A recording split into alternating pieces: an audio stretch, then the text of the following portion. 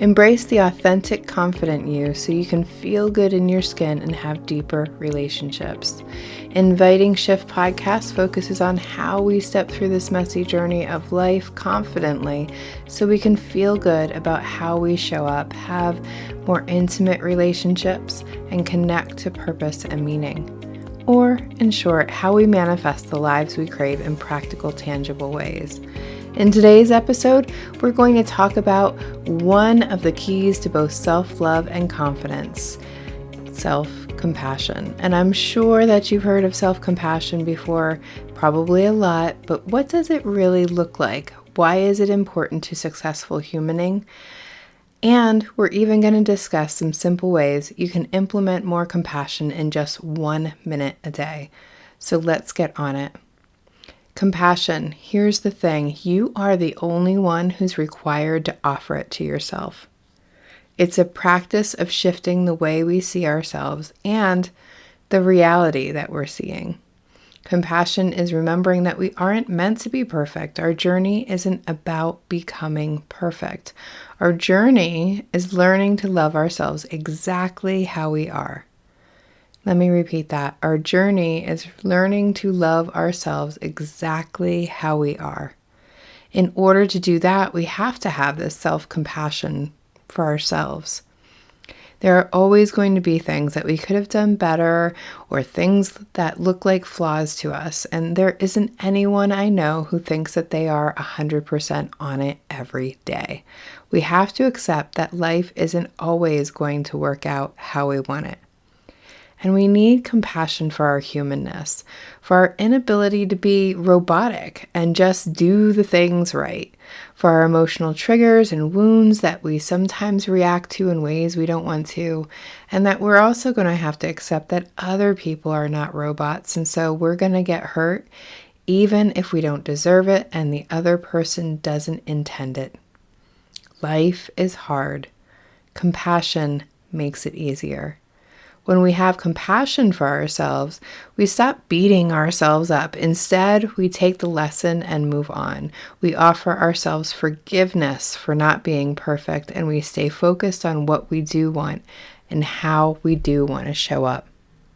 We make quicker decisions, no more overanalyzing or decision paralysis, and no more double guessing yourself after the decision is made. What could you do with all of that time and all of that energy? And when we have more compassion for ourselves, we have more compassion for others. And when that happens, we can communicate in ways in which we actually get heard. When we have compassion for ourselves, we have less use for blaming and shaming ourselves, and we can just get on with it. What if you saved all that time you spent trying to figure out how you messed it up and instead spent it on something else? I know that many of us find value in being upset with ourselves when we get it wrong, but that just keeps us focused on all the ways we don't like ourselves or the ways that we get it wrong. We don't have to punish ourselves to learn the lesson. I repeat, we do not have to punish ourselves when we make mistakes. We can simply learn the lesson and move on. We start seeing the parts of us with compassion that we can love, and we can love them. Another wound a lot of us receive from childhood is that talking great about yourself or celebrating ourselves is, well, not a humble thing to do, especially for women. We're accused of being a show-off or bragging. We've learned to be humble about our awesome gifts, and then we wonder why we don't feel special. You're special. Self-compassion allows us to celebrate our gifts. When we're compassionate with ourselves, we also start actually liking the people we are. When we can claim our gifts back as special, it's easier to get clear on who we are and really start liking ourselves, like ourselves. And when we do that, we can also stand up for ourselves and stand in our truth. And if speaking truth is hard for you, self-compassion is the way to get there, even in hard situations. We all have conversations of some type that we can fear having with someone. When we have self-compassion, we can approach the conversations with our truth and with compassion. So now you might be thinking, really, Christina, just a little bit of compassion and my whole life can change. I think you're full of it. And I bet you do, because if someone would have told me years ago that I could feel good about me, even if I didn't finish my list, even if I didn't live up to my best, even when I mess it up, and even when I make a rash decision, I might have doubted them too. So let me share a story of self-compassion so that you can truly see how it works. So Stacy, she's a single mother. After a divorce that took her by surprise, she blamed herself for the marriage, for not being a better mom, for not making enough money to get her kids the things that they wanted, all of the things. All of the blame had her stuck in the suffering spiral where everything she did was wrong, wrong, wrong, wrong, wrong. And those are her words, not mine. Once she learned to look at the bigger picture instead of picking out every flaw, she realized how much she had been through and how she is actually rebuilding her life better, stronger, and more independent. She didn't have a terrible life and she wasn't awful. She was just emotionally overwhelmed, and her desire to try to control things that were clearly uncontrollable had her feeling like it was all wrong. She was all wrong. So we used some tools together to help her dive into her shame and blame and unravel them from her self-worth. She said recently, quote, "I'm more comfortable than I've ever been because I'm now my own cheerleader rather than my enemy. I couldn't have guessed being kinder to myself would actually help me flourish. Somewhere underneath, I thought if I blamed myself, I would work harder. I didn't realize how it was actually hurting my growth." I have another client. Let's call her Jennifer. Jennifer has been struggling with anxiety for years. She's even gotten quite depressed because she hasn't yet been able to escape this anxiousness. She spent months and months trying to escape her anxiety. These feelings of anxiousness alone sent her into a panic every time they came. So she spent a lot of time trying to be busy, even though the anxiety consistently comes back. In her head, compassion was the last thing she would have thought about.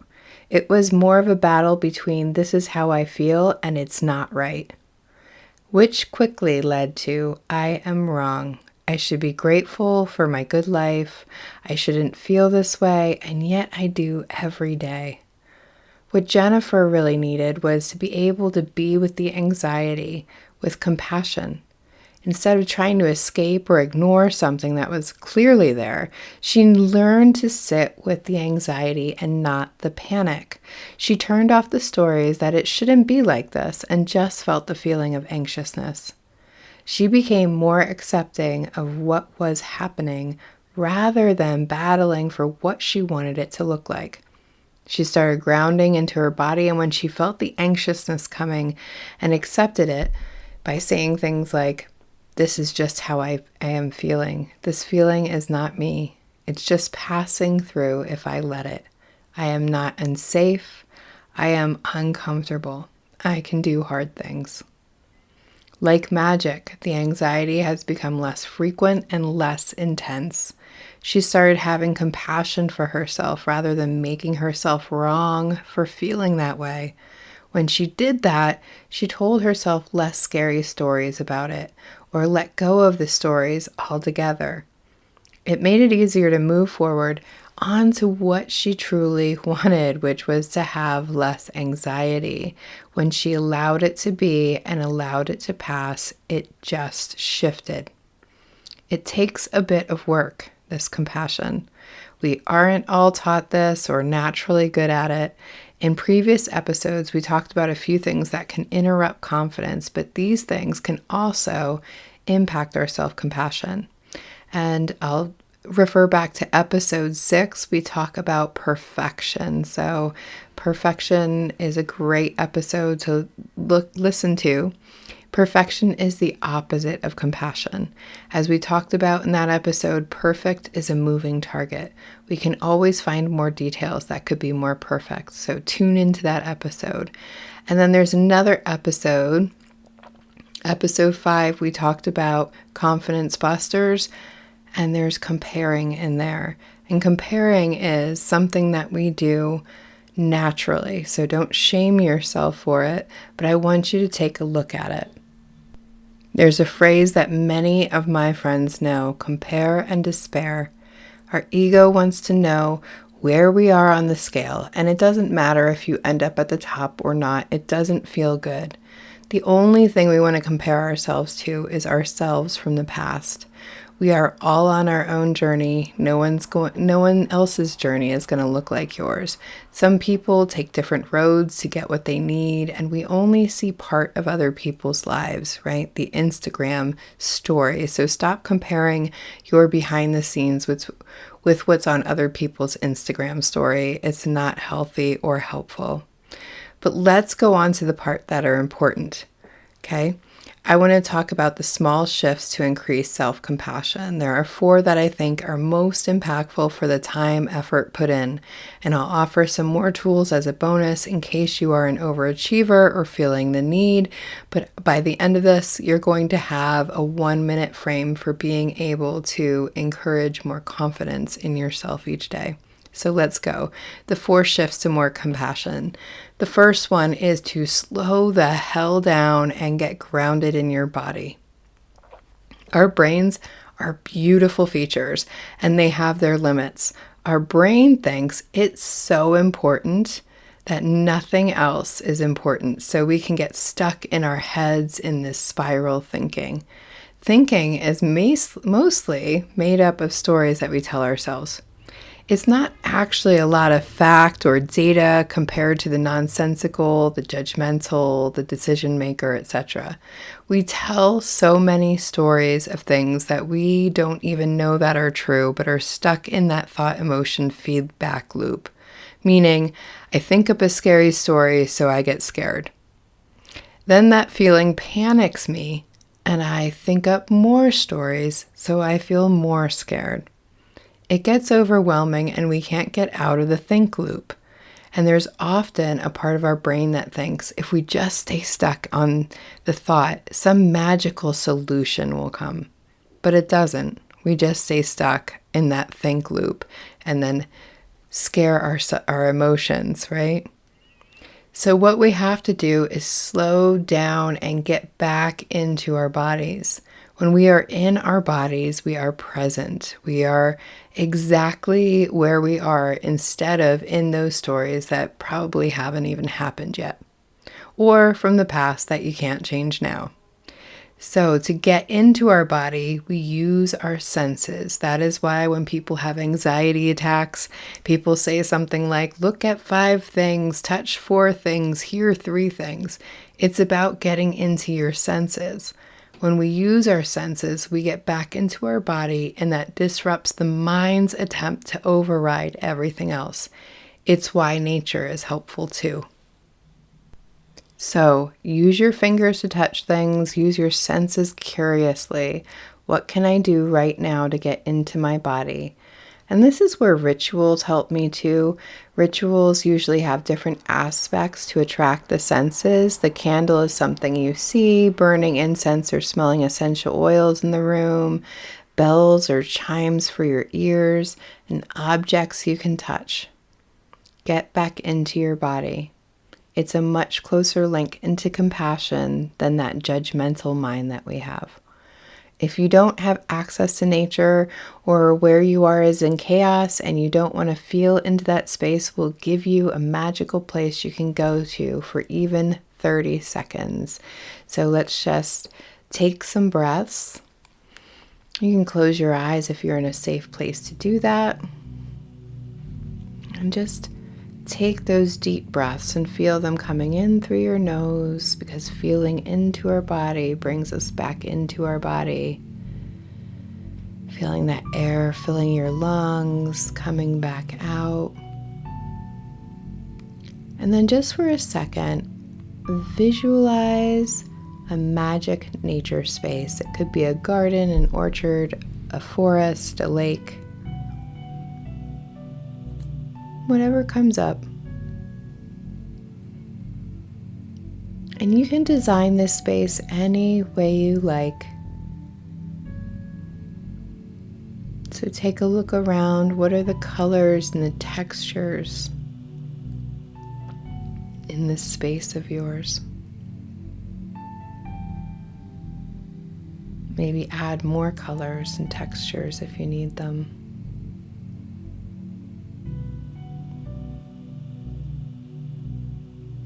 What does it smell like in this place of yours, this nature place? Can you smell anything in the air?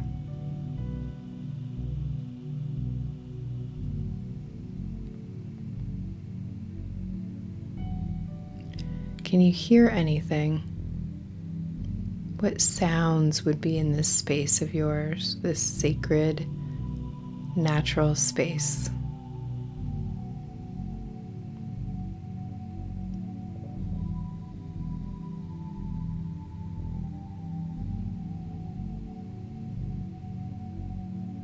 What does the air feel like on your skin? Or the sun?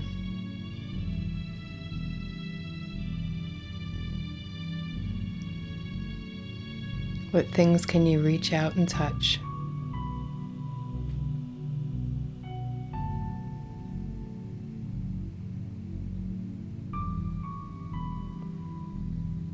How does your body feel to be in this space right now?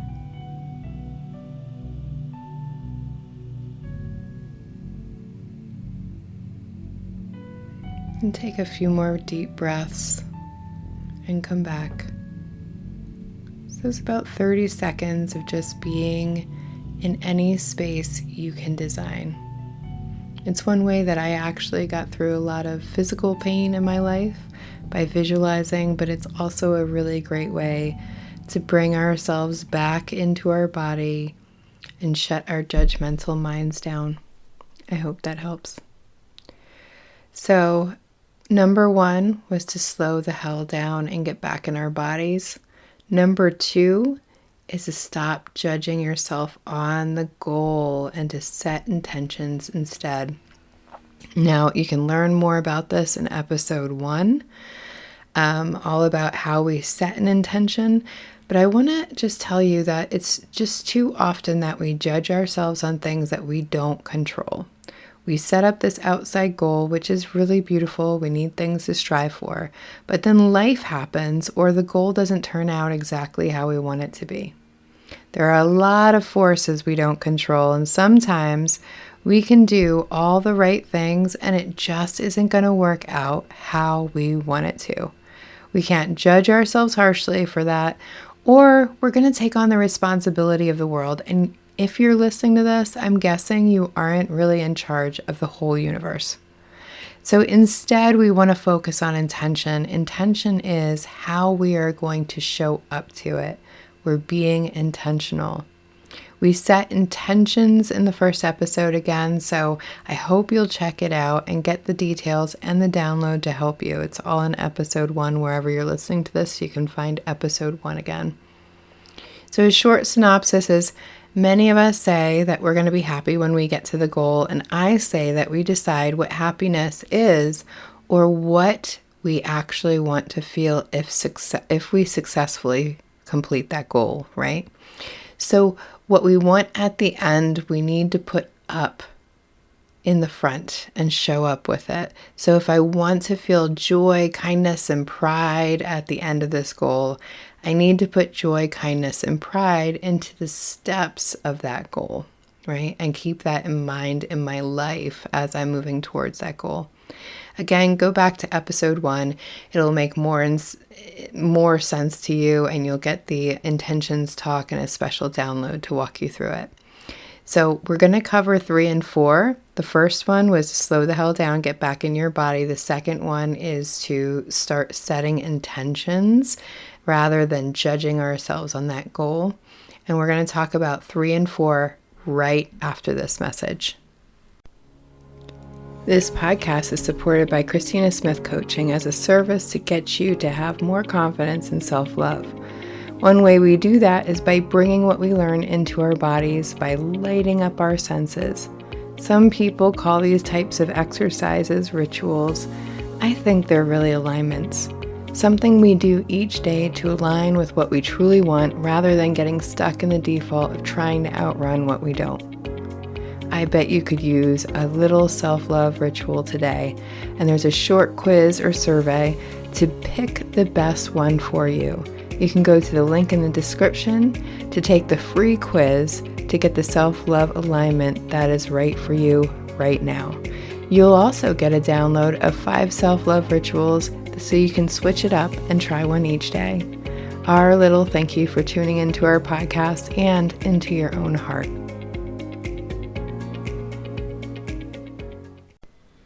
And we're back with number 3. Number 3, ownership of our wholeness. So we all have bits of ourselves that aren't how we want them to be. We can all be selfish or lazy or controlling or judgmental. But what we forget is that we often take on some of our worst qualities in order to protect ourselves. It may not be the most functional way of protecting ourselves, but when we were young, we didn't have a lot of tools to choose from. I'll give you an example. I can put up walls. By default, anything new that gets brought to my attention that might make me in any way uncomfortable is an automatic no. One thing I don't like about another person, and I would be building these walls like a pro. I build really big, strong walls too. You'd know they are there.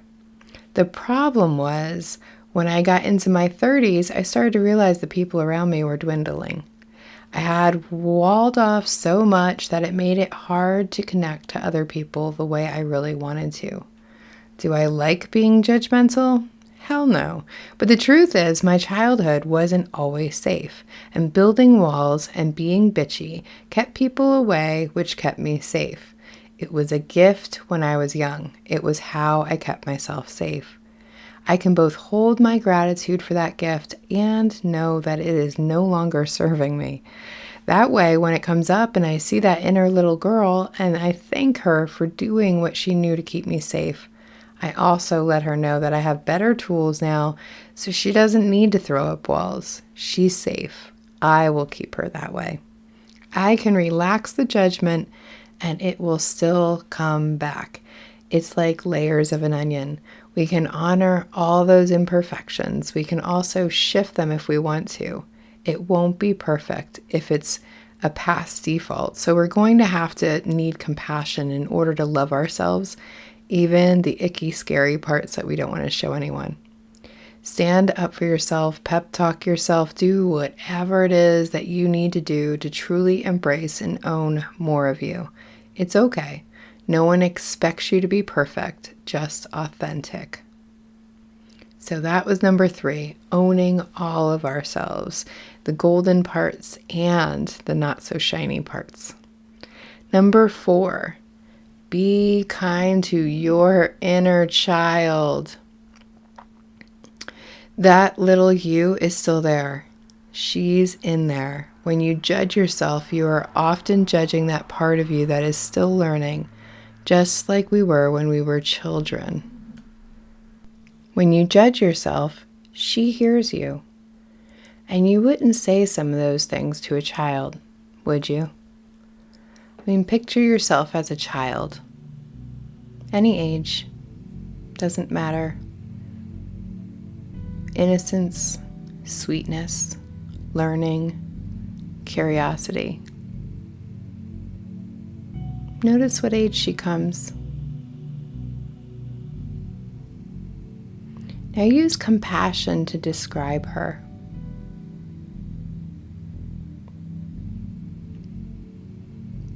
Tune into that part of her that is in you and connect with it.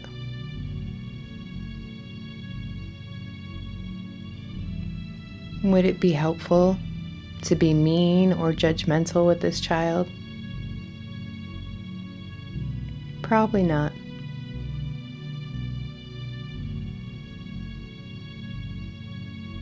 I'm wondering, what is it you would most want to tell her?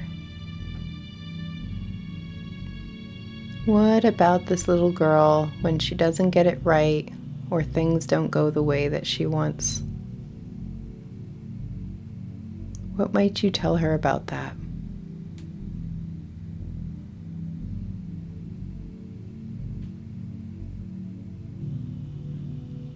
And what would you tell her about the people who can sometimes let you down or act in hurtful ways?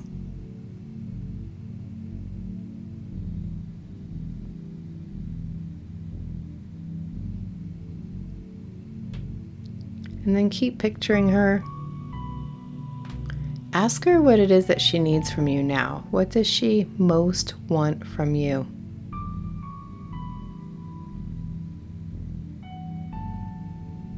And make a commitment if it's appropriate.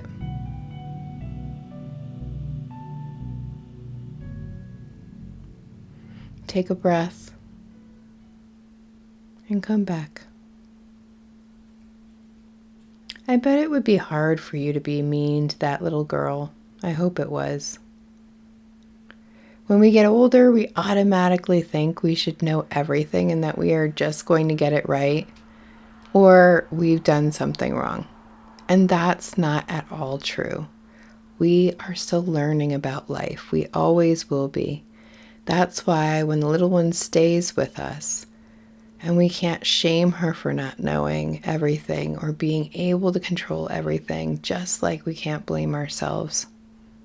And besides, blame isn't going to get us anywhere than shame or anger, and that's not what we want either. So I want to challenge you. I want to challenge you to take just 1 minute a day to make a huge shift in compassion. Even if you do nothing else that I've talked about or offered as bonus tools, if you can commit to 1 minute a day for 30 days, those 30 minutes over the course of a month could make a huge shift in how you relate to you. So get a picture of you when you were a child. Put it somewhere you'll see it every morning, the bedside, the bathroom mirror, wherever. And the first time you see it each day, take a look and tune into the energy of that little one. Then set an intention that she would be happy with.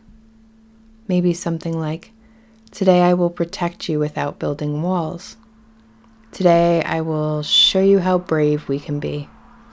Today I will be gentle with myself and you. Today I will find more to be compassionate about. Today, I will explore new gifts. Today, I will be more curious. What is it that little one needs? And what little thing can you do to incorporate in your day to let her know that you've heard her? It takes 1 minute to tune in and make the commitment. And often, you don't have to change anything about your day except how you show up to it. See if it doesn't change your ability to be more compassionate and grounded in your day. For more that you can do, there's going to be some additional links below to some blog posts where you can find a full visualization for more self-compassion and some rituals. Thanks so much for tuning in. Hey, one more thing. When we are all more confident and full of self-love, we can act more intentionally and mindfully. What would a world like that look like? I want to know. One way that you can help me with this vision is to subscribe, rate, and review our podcast wherever you listen to it. It helps more than you know, and it's just a few clicks to help me create a more beautiful world. And as always, remember to be gentle with your humanness.